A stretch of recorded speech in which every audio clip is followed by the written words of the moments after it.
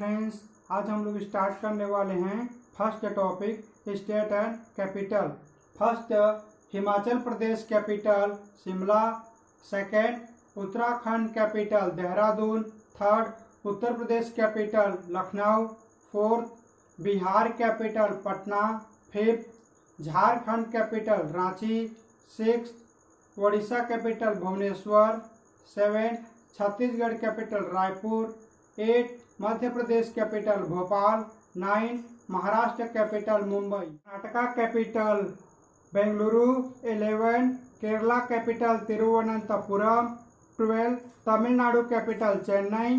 13 Andhra Pradesh capital Amravati,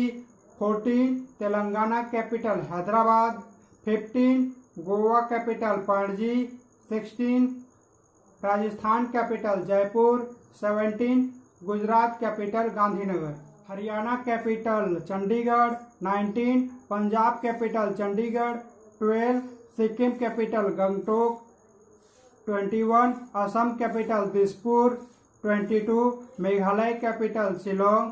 23 Manipur capital Imphal,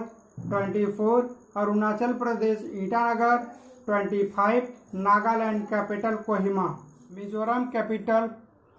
Aizawl, 27 Tripura capital Agartala, 28 West Bengal capital Kolkata.